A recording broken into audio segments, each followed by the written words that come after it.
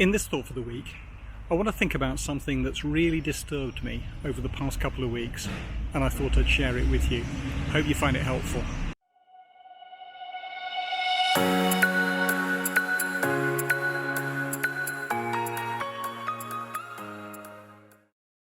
Over the past couple of weeks, I've met with 4 different church leaders.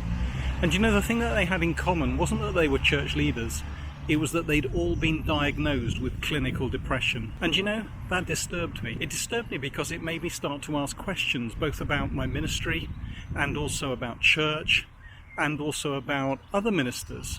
How common is depression amongst church leaders? Were they the exception? Or are they the rule? Now, I don't know the answer to that, and so I suppose in one sense I'm actually asking you. Are you diagnosed with clinical depression? Are you struggling where ministry is concerned? Because that seems to me to be disturbing and something that we ought to deal with, something that we ought to discuss, something that we ought to bring out into the open. The thing that I found most interesting about the comments and the conversation that we had is that they all voiced the same concerns. They all said the same things. They described a sense of frustration in ministry. They described a sense of latent anger with those that they seek to work with, feeling frustrated because of the resistance they found, the constant complaining and whinging that seems to happen, and the sense of self-absorbedness that seemed to grip their churches. They talked about the fact that they came into ministry to make a difference, and that was the one thing they didn't feel that they were able to do. They seemed to feel that all they were doing was maintaining the status quo, treading water in a way, and that they felt trapped in a ministry that seemed to be going nowhere and feeling increasingly frustrated. Now, we talked about that, and to be honest, I didn't feel at the time that I had very much that was worth saying, very much that would seem to help, because actually everything that I would say seemed to me to be a bit of a sticking plaster that didn't really tackle the underlying issues. And so I guess in one sense I'm making this video to ask you for your help, for tips and advice. Have you experienced that? Has that been something of the nature of your ministry at some stage along the way? And how did you get out of it? What helped the most? And what would you advise others to do in that situation? The things that I did say were things like, be kind to yourself. Don't underestimate the need for rest and relaxation. Recognize that your opinions and your thoughts and your feelings were valid and that you needed time to be able to reflect and be kind to yourself.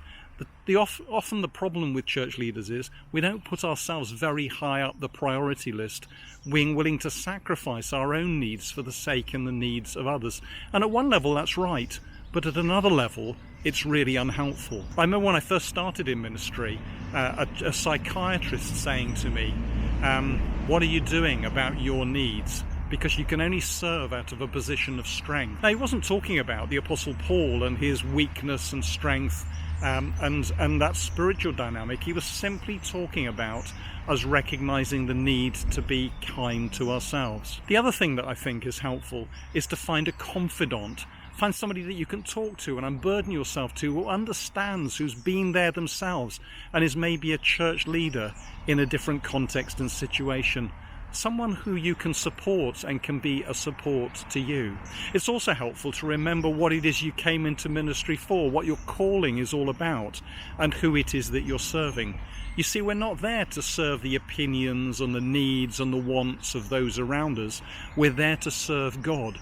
We're there to do what He has called us to do. And so we need to think about that very carefully. Unfortunately, so often in terms of ministry, we're actually trained to be general practitioners, when God actually has called us to perform some specialist task within the context of His church.